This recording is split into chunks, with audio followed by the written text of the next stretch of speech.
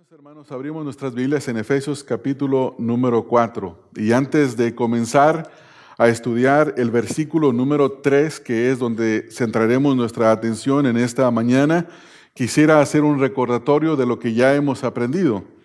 Ya hemos estudiado en los últimos meses los primeros 3 capítulos de esta epístola, los cuales son capítulos de doctrina bíblica, enseñanza bíblica.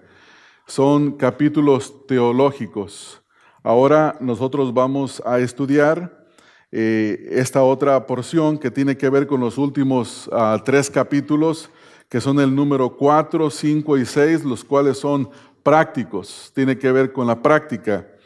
Y si ustedes recuerdan, en nuestro primer mensaje, ahí en el versículo número 1, aprendimos que el apóstol Pablo pasaba de lo que es la enseñanza, la instrucción bíblica ahora a los mandamientos, a lo que los creyentes deben de hacer. Y encontramos y aprendimos que los creyentes debemos de conocer qué es lo que Dios dice, la doctrina bíblica, pero también al mismo tiempo debemos de vivir lo que dice la palabra de Dios.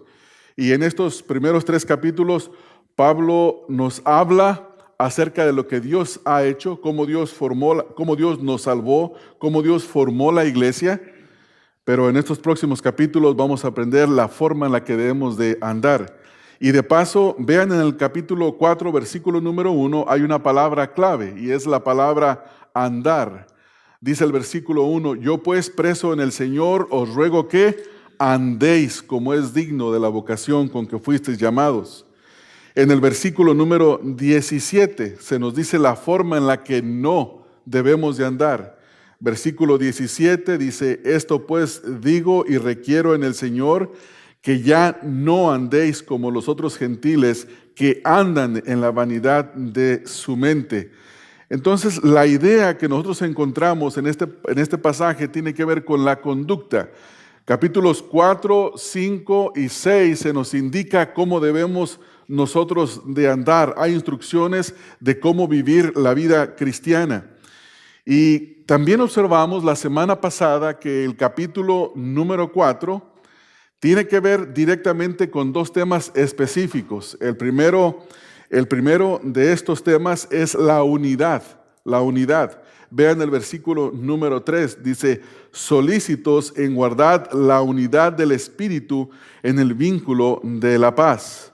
Y en el versículo número 4 al versículo número 6 hay una ilustración de cómo se ve esta unidad basada en la persona de Dios, en el Padre, el Hijo y el Espíritu Santo, donde se menciona, la iglesia se incluye, donde dice un cuerpo, un espíritu, una misma esperanza. El versículo 5, un Señor, una fe. Versículo 6, un Dios y Padre de todos. El punto del capítulo número 4 es la unidad de la iglesia. La segunda parte tiene que ver con la pureza de la iglesia. Y ahí vean ustedes conmigo en el versículo 17 que se indica la forma en la que no debemos de andar. Y esto tiene que ver con la forma en la que nosotros vivíamos antes. Versículo 17 dice que ya no andemos como los otros gentiles que andan en la vanidad de su mente. Versículo número 20 dice, mas vosotros no habéis aprendido así de Cristo, si en verdad le habéis oído y habéis sido por él enseñados conforme a la verdad que está en Jesús. Y en los versículos número 22 al 24 se nos manda despojarnos del viejo hombre, versículo 23. Versículo 23, renovarnos en el espíritu de la mente. Y versículo 24, vestirnos del nuevo hombre que está creado según Dios en la justicia y la santidad y la verdad. Entonces, en este capítulo vamos a aprender estas 2 cosas, la unidad de la iglesia y la pureza de la iglesia. 2 elementos que son sumamente importantes para Dios. Dios ama la unidad de su iglesia, Él la ha unido, y Dios ama la pureza de la iglesia por cuanto Él es santo. En el versículo número 2 aprendimos que hay 2 virtudes que debemos de poseer para poder mantener la unidad en la iglesia. La primera virtud tiene que ver con la humildad y la segunda con la mansedumbre. Si nosotros no somos humildes y mansos, seremos lo opuesto, hombres y mujeres orgullosos, intemperantes, que no se pueden tolerar los unos a los otros. Pero al tener humildad y mansedumbre, nos podemos soportar los unos a los otros con paciencia, en amor. Ahora, en el versículo número 3, vamos nosotros a aprender que la unidad requiere de esfuerzo. La unidad requiere de esfuerzo. Note lo que dice el versículo 3. Solícitos en guardar la unidad del Espíritu en el vínculo de la paz. La unidad en la iglesia requiere de un esfuerzo de parte nuestra. Entonces, este es el punto que nosotros vamos a ver. Y para entender lo que es la unidad, primeramente debemos de saber que es Dios quien ha unido a la iglesia, y se utiliza en la Escritura la metáfora de un cuerpo. Todos podemos observar nuestros propios cuerpos y sabemos que somos uno. Ninguno de nosotros dejó su mano izquierda en casa. A nadie se le olvidó la cabeza. Nadie puede decir, disculpa, ¿has visto por ahí mi pie derecho? ¿Verdad? No, eso no es así, no ocurre. El cuerpo es uno, es una unidad. La iglesia es una unidad, esa es la voluntad de Dios y esa unidad se debe de mantener. Esa es la voluntad de Dios y como creyentes debemos de esforzarnos en mantener esa unidad, lo cual no es nada fácil. La palabra de Dios también nos anima constantemente a mantener esa unidad. Vamos a ver en 1 Corintios 1:10, 1 Corintios capítulo 1 en el versículo 10, donde dice el apóstol Pablo a los Corintios: os ruego pues, hermanos, por el nombre de nuestro Señor Jesucristo, que habléis todos una misma cosa y que no haya entre vosotros divisiones. Esto es lo opuesto de la unidad, sino que estéis perfectamente unidos en una misma mente y en un mismo parecer. No debe de haber desunidad, debe de haber unidad. Pero siempre que hablamos de la unidad debemos de estar atentos y de saber que la unidad de la iglesia fácilmente se puede romper cuando uno entre nosotros comienza a actuar con orgullo. En 2 Corintios 13:11, el apóstol Pablo está terminando el saludo y hace una alabanza a Dios y les dice lo siguiente. 2 Corintios 13:11, por lo demás, hermanos, tened gozo, perfeccionaos, consolaos, sed de un mismo sentir. Esto nos habla de unidad. Y vivir en paz. Y el Dios de paz y de amor estará con vosotros. Entonces podemos observar que es la voluntad de Dios que la iglesia se mantenga en unidad. Pablo, escribiendo a los romanos en el capítulo 14, versículo 19, Romanos 14, 19, les dice: así que sigamos lo que contribuye a la paz y a la mutua edificación. La palabra edificación tiene que ver con construir, que es lo opuesto de derribar. Entonces, la unidad es edificar, el derribar es división. Y encontramos el concepto aquí de la unidad. En Colosenses 3:14,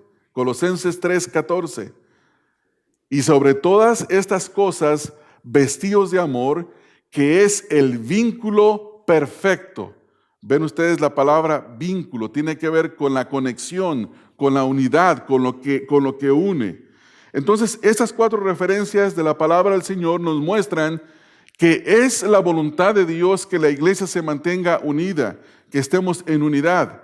Y ahora aquí en el capítulo número 4, en el versículo número 3, Pablo exhorta a los efesios a que hagan un esfuerzo por mantener la unidad del Espíritu, esta unidad que nos ha sido dada por Dios. Vamos a ver versículo número 3, que comienza con una palabra que tiene que ver con solícitos. Algunas versiones, como la Biblia de las Américas, no traducen la palabra solícitos, sino que más bien utilizan una palabra como esfuerzo.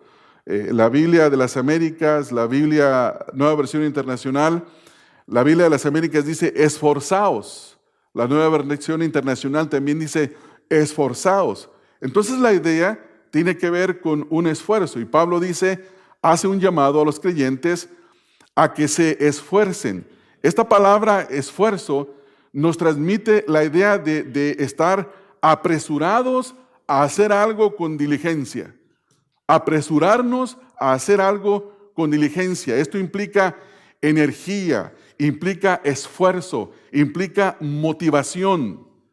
Entonces los creyentes debemos de estar prestos, prontos, motivados a guardar la unidad, a hacer cualquier esfuerzo necesario con tal de guardar la unidad en la iglesia. Y este es el mandamiento. Ahora noten que esta palabra que utiliza aquí Pablo en el versículo número 3, solícitos en guardar la unidad, tiene una idea de que se debe de hacer en todo tiempo.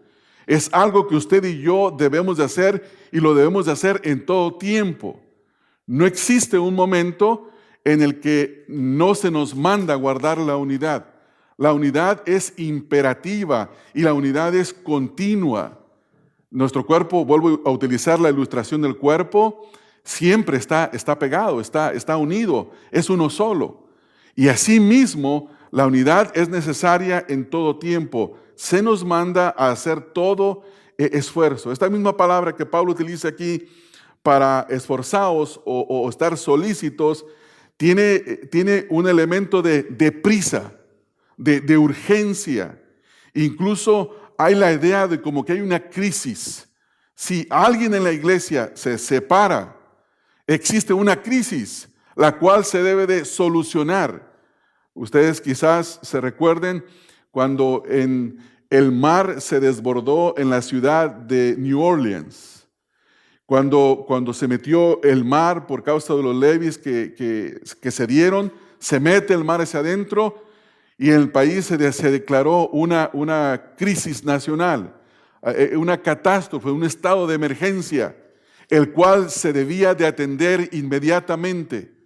Así mismo en la iglesia, cuando hay un problema de desunidad, cuando hay división, se debe de abordar el tema rápido. Y eso es lo que Pablo está diciendo. Cuando Pablo dice aquí solícitos en guardar la unidad del Espíritu, quiere decir, háganlo pronto, esfuércense, no se esperen, tómenlo como una prioridad. Y eso es lo que nos muestra, hermanos, aquí la Escritura. Esto, hermanos, guardar la unidad no es algo que es automático, no es algo que pasa. Esto requiere esfuerzo. La unidad no resulta de la nada. La unidad requiere un esfuerzo. Y este esfuerzo hay que tomarlo, hay que tomar acción. Y si nosotros queremos tener unidad, debemos de ser conscientes de que requiere esfuerzo de parte nuestra. Vuelvo a insistir en que Pablo usa aquí esta palabra que está en un tiempo presente, o sea, que es algo que se tiene que ser todo el tiempo. No deja de haber un momento en que la unidad no es una emergencia. Ahora la pregunta es, ¿por qué debemos de mantener la unidad? Y la respuesta es simplemente porque la unidad es valiosa, porque la unidad es la voluntad de Dios. La unidad es lo que Dios quiere para su iglesia. Y también porque es algo que muy fácilmente puede ser perturbada. Simplemente es necesario que haya un creyente en la iglesia que se rehúse a perdonar, o que se rehúse a buscar reconciliación, o que se ponga obstinado, duro. Simplemente con eso empieza la desunidad. O que una persona comience a chismear, comience a compartir información que no debería de propagar. Y ahí comienza la desunidad. Ahora la pregunta es, ¿cómo mantenemos esta unidad? ¿Qué dice la Escritura? ¿Cómo se debe de mantener? ¿Cómo debo de ser solícito? Para ver esto necesitamos ir a la Escritura. Y hay ejemplos, por ejemplo, en Santiago capítulo número 3, en el versículo número 2 en adelante. Dice, porque todos ofendemos muchas veces. Si alguno no ofende en palabra, este es varón perfecto, capaz también de refrenar todo su cuerpo. He aquí nosotros ponemos freno en la boca de los caballos para que nos obedezcan y dirigimos así todo su cuerpo. Mirad también las naves, aunque tan grandes y llevadas de impetuosos vientos, son gobernadas con un pequeño timón por donde el que las gobierna quiere. Así también la lengua es un miembro pequeño, pero se jacta de grandes cosas.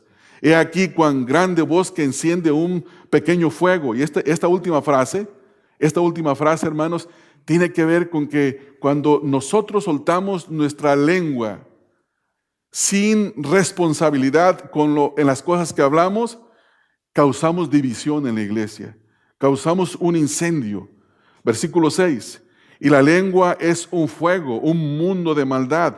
La lengua está puesta entre nuestros miembros y contamina todo el cuerpo e inflama la rueda de la creación, y ella misma es inflamada por el infierno, porque toda naturaleza de bestias, de aves y de serpientes y de seres del mar se doma y ha sido domada por la naturaleza humana. Pero ningún hombre puede domar la lengua, que es un mal que no puede ser frenado, llena de veneno mortal. Con ella bendecimos a Dios y Padre, y con ella maldecimos a los hombres que están hechos a la semejanza de Dios. Ahora noten el versículo número 10, hermanos. De una misma boca procede bendición y maldición. Y noten la última frase. Esto, dice Santiago, hermanos míos, esto no debe de ser así. ¿Por qué? Porque se causa la división en la iglesia. Entonces, si usted quiere una instrucción práctica en esta mañana, ¿cómo puedo hacer para mantener la unidad en la iglesia? Simplemente comencemos guardando nuestra lengua, poniéndole un freno a nuestra lengua. Esa es la forma en la que se nos instruye aquí en la Escritura, ponerle un freno a la lengua. Hagamos el compromiso que hizo el salmista. Miren lo que dice el libro de Salmos 141, versículo número 3. Aquí el salmista le pide a Dios que le ponga guardia en la boca para que guarde sus labios. Salmo 141, versículo número 3. Pon guarda a mi boca, oh Jehová, guarda la puerta de mis labios. Guarda la puerta de mis labios. Entonces debe de haber en nosotros un deseo de glorificar a Dios, de edificar y de refrenar y de parar todo aquello que no contribuye a la edificación. Spurgeon comenta acerca de este versículo en su libro El Tesoro de David, en el segundo tomo, donde dice, la boca de David había sido utilizada en la oración. Sería una lástima si alguna vez estuviera contaminada con falsedad, orgullo, enojo. Sin embargo, ese era el caso al que David se refiere cuando él pide vigilar su lengua cuidadosamente, ya que estos intrusos siempre vienen alrededor a la puerta de nuestra boca. Aquí David siente que con toda vigilancia puede ser sorprendido por el pecado y por lo tanto pide al Señor que lo guarde. Hermanos, es tan fácil que nosotros pronunciemos una palabra que pueda traer desunión. Es tan fácil que pronunciemos una palabra que derribe, que no edifique la vida de las personas. Por eso la Escritura dice que aún el necio es considerado como sabio cuando se queda callado. ¿Por qué? Porque hay que tener mucho cuidado con lo que hablamos. Entonces, hermanos, la unidad requiere esfuerzo. La unidad requiere esfuerzo. La unidad requiere trabajo. No se produce solo con un buen deseo. Piense por un momento en tener flores hermosas en un jardín. Las flores no se dan solas. El jardinero tiene que preparar el terreno, tiene que plantar la planta, tiene que darle mantenimiento, tiene que regarla, darle agua, tiene que ponerle vitaminas. Y el resultado de todo eso es una flor saludable y hermosa. ¿No es así? Pero no se dio sola. Nadie, no conozco hasta el día de hoy una persona que tenga un jardín hermoso, lleno de flores, sin que tenga un jardinero, o que la misma persona de la casa tenga un jardín, haga el jardín, perdón. Se necesita el trabajo para poder tener una flor hermosa. De la misma manera, la unidad es una flor que adorna la iglesia. Y esa unidad, esa flor se cultiva con trabajo y con esfuerzo. Y esto es lo que Pablo está mandando aquí a que uno haga. Fíjese, por ejemplo, hermanos, en Hechos 16, 23. Hechos 16, 23. El apóstol Pablo ha predicado el evangelio en la región de Galacia y les instruye esto a los creyentes y dice, y él dice lo siguiente: después de haberle azotado mucho, le echaron a la cárcel, mandando al carcelero, y ve la siguiente palabra, que los guardase con seguridad.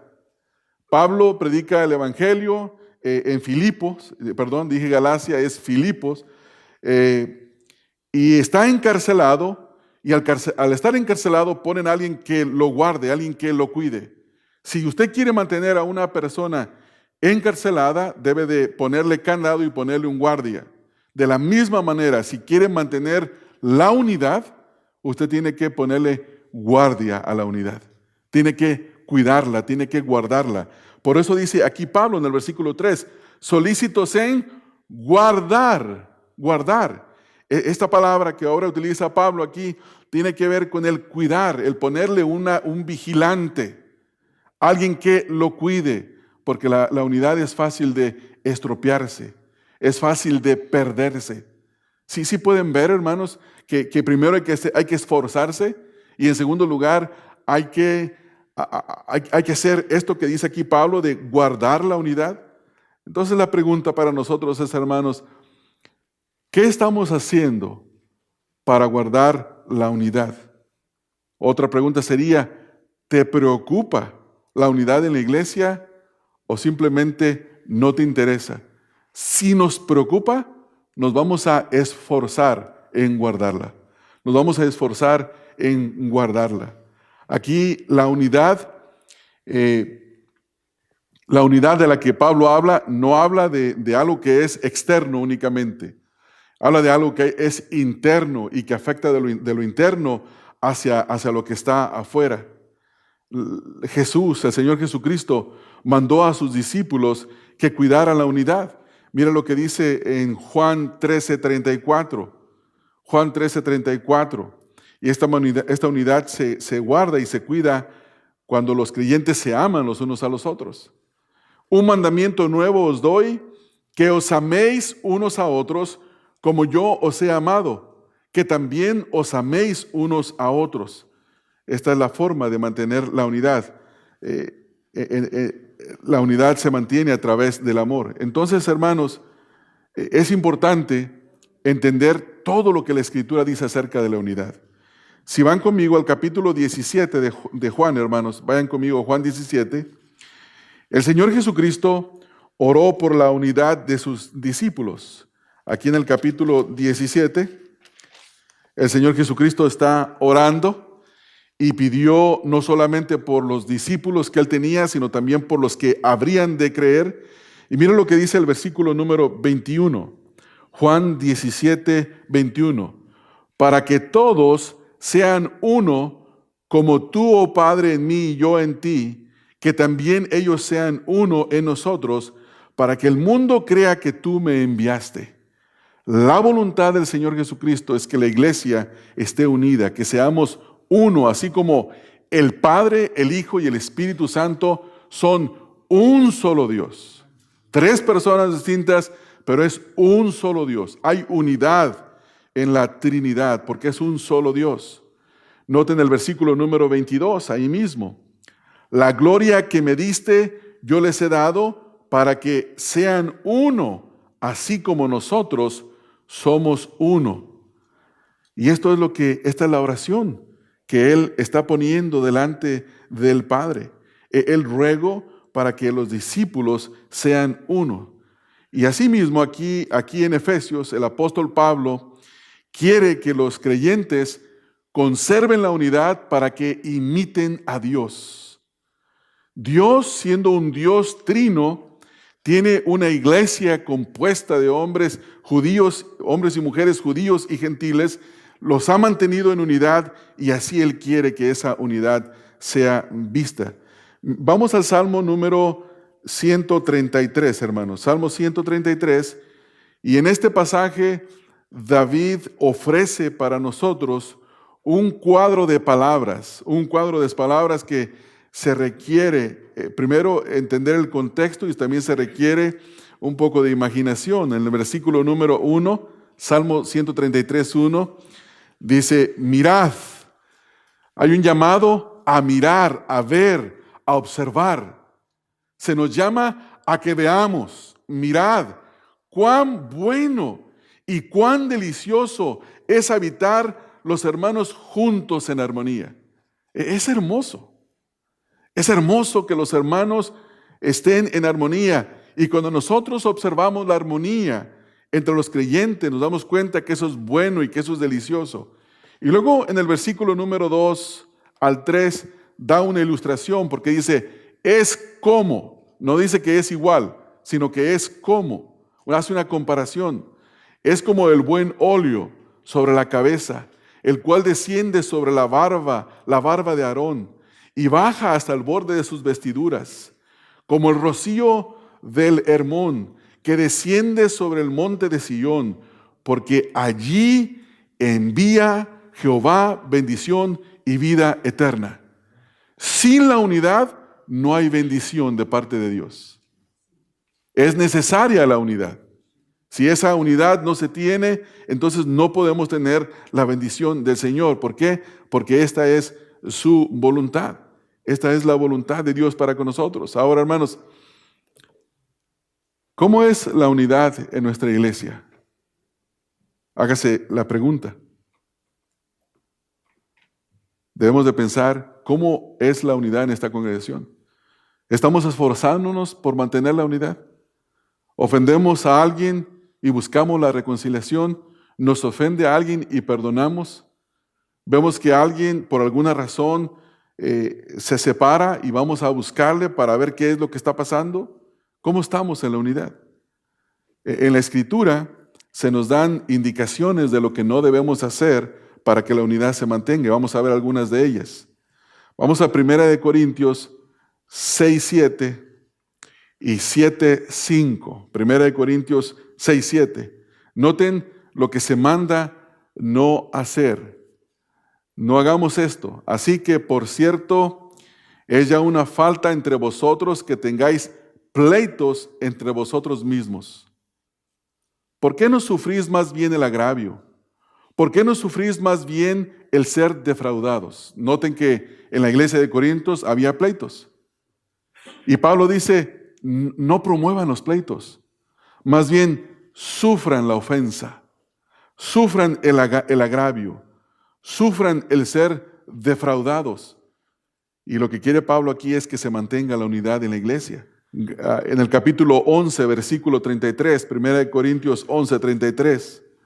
Así que, hermanos míos, cuando os reunís a comer, esperaos unos a otros. Esperaos unos a otros. ¿Por qué razón debemos esperarnos los unos a los otros? Para darle prioridad al otro. Pásale tú primero, hermano, a comer. Ahorita vamos a ir a comer. Y el punto aquí es, ¿cómo vamos a hacer nosotros para comer? ¿Vamos a correr caóticamente a buscar el mejor asiento para agarrar el mejor plato? No vaya a ser que los que van primero se comen la carne y no nos toca ninguna carne, solo verduras. Gálatas 5:15 dice, pero si os mordéis y os coméis unos a otros, mirad que también no os consumáis los unos a los otros. Aquí Pablo utiliza un cuadro horrible. Está utilizando un cuadro de fieras. Las fieras son rapaces, las fieras se muerden, se tragan los unos a los otros. Los perros se muerden los unos a los otros. Y básicamente está diciendo, no sean como los animales, que ellos se muerden y se destruyen unos a otros. Y ese es el cuadro que usted y yo pintamos cuando nos peleamos, cuando no estamos en unidad. En el versículo 26, ahí mismo, Gálatas 5:26, no nos hagamos vanagloriosos, irritándonos unos a otros, envidiándonos unos a otros. No nos provoquemos los unos a los otros. No nos envidiemos unos a los otros. Colosenses 3:9. No mintáis los unos a los otros, habiéndoos despojado del viejo hombre con sus hechos, para poder guardar la unidad. Santiago 4:11. Hermanos, no murmuréis los unos de los otros. El que murmura del hermano y juzga a su hermano, murmura de la ley y juzga la ley. Pero si tú juzgas a la ley, no eres hacedor de la ley, sino juez. No murmuremos los unos de los otros. Capítulo 5, ahí mismo Santiago, versículo 9. Hermanos, no os quejéis unos contra otros, para que no seáis condenados. He aquí el juez está delante de la puerta. Hermanos, si realmente queremos mantener la unidad del Espíritu, debemos de esforzarnos por hacer estas cosas que se nos instruye aquí, por no hacer estas cosas negativas que rompen con la unidad de la iglesia. Hay una anécdota que algunos comentaristas bíblicos la usan y que habla del efecto mortal de la destrucción de la unidad, cómo lo ilustran. Y en la historia dicen que en una noche se encuentran dos naves de guerra y se comienzan a atacar mutuamente y la lucha está toda la noche. El conflicto afectó a muchos miembros de ambas tripulaciones y se encontraban gravemente heridos los unos y los otros. Pero cuando amaneció por la mañana, los marineros de los barcos descubrieron para su gran asombro que los dos barcos tenían la bandera inglesa. Imagínense, hermanos, se dieron duro toda la noche los del mismo bando y se echaron a perder sus barcos, se perdieron vidas. Eso ilustra perfectamente lo que pasa cuando nosotros nos peleamos, cuando no mantenemos la unidad. Estamos peleando contra quien no deberíamos de pelear. Nuestra lucha no es contra nosotros, es contra el enemigo.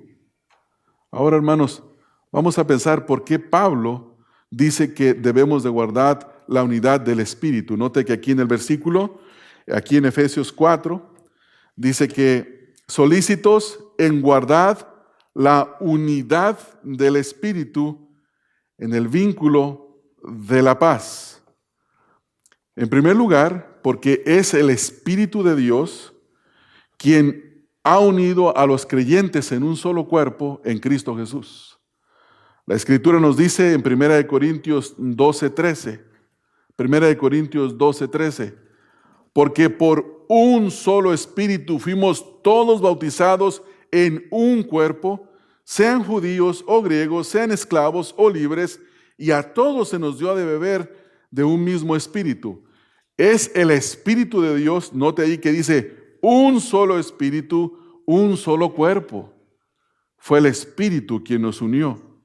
En segundo lugar, porque es el Espíritu que produce en nosotros los elementos necesarios para la unidad. Cuando el Espíritu produce fruto en el creyente, ese fruto es el que contribuye para la unidad en la iglesia. El doctor J. Vernon McGee, de su programa A Través de la Biblia, quizás ustedes lo conocen, él comenta acerca de esto, donde dice que se debe de mantener la unidad del Espíritu porque el Espíritu es quien la ha hecho. No podemos deshacer esa unidad. No podemos unirnos a un movimiento ecuménico para forzar a una especie de unidad. Es solo el Espíritu Santo que hace la unidad, pero debemos mantenerla. Todos los verdaderos creyentes en Jesucristo pertenecen en un solo cuerpo y debemos de darnos cuenta de que somos uno en Cristo. Eso es una cosa que debemos de observarla. Ahora, por último, hermano, vean el versículo, Efesios 4:13, y con eso terminamos, donde dice, Solícitos en guardar la unidad del Espíritu, y hay una última frase. Dice, en el vínculo de la paz. Vínculo de la paz. Pablo utiliza ahora esta palabra, vínculo, y en el mundo antiguo esta palabra se utilizaba para referirse a los ligamentos de un cuerpo. Ustedes saben que tenemos un esqueleto en este cuerpo. Este esqueleto está sostenido por ligamentos, por coyunturas, ¿no es así? Sin esos ligamentos en el cuerpo, de nada sirve el esqueleto, no puede sostener absolutamente nada. Nos caeríamos, no podíamos funcionar como debemos. Y la palabra aquí, vínculo, significa conexión. Tiene que ver lo que une una cosa con la otra. Hoy podríamos decir, en la carpintería se utilizan vínculos para unir la madera. El pegamento es un vínculo que une la madera. Los tornillos son vínculos que unen a una y otra manera, una y otra madera. Entonces, hermanos, para que nosotros podamos mantener la unidad, tenemos que hacerlo, dice, en el vínculo de la paz. O sea que si buscamos la paz ante todas las cosas, mantendremos la unidad. Porque la paz es lo que hace que esa unidad sea posible. Mire cómo utiliza Pablo esta palabra, por ejemplo, en forma negativa en Hechos 8:23. Hechos 8:23, ustedes se recuerdan que hay un mago que anda siguiendo a Pedro en este caso. Dice, y Pedro le dice que se arrepienta porque él quería comprar el don del Espíritu Santo. Y mire cómo declara la condición en la que se encuentra. Dice, porque en hiel de amargura y en prisión de maldad veo que estás. Esa era la condición. El vínculo que lo tenía atado era la amargura y era esa prisión de maldad en la que él se encontraba. Dice, veo que estás en una prisión. Y esta prisión lo tenía vinculado a la amargura, a la esclavitud. Y aquí lo que Lucas, el escritor, utiliza para referirse a la forma en la que se encontraba. Nosotros debemos de buscar el encontrarnos en paz. En Colosenses 2:19, Colosenses 2:19, y no haciéndose de la cabeza en virtud de quien todo el cuerpo, nutriéndose, y lo dice, hermanos, uniéndose por las coyunturas, o sea, el vínculo del cuerpo son las coyunturas y ligamentos. Crece con el crecimiento que da Dios. Esta es una ilustración de que lo que mantiene un cuerpo unido son las coyunturas y los ligamentos. Sin esos no se puede mantener el cuerpo en unidad. En Colosenses 3:14, y sobre todas estas cosas, vestíos de amor, porque es el vínculo perfecto. El amarse es lo que mantiene la unidad perfecta en la iglesia. Entonces, hermanos, ya les mencioné hace un momento que en la carpintería se utiliza el pegamento, los clavos, los tornillos, y todo se le considera los vínculos. En la iglesia, el vínculo de la paz es lo que sostiene la unidad.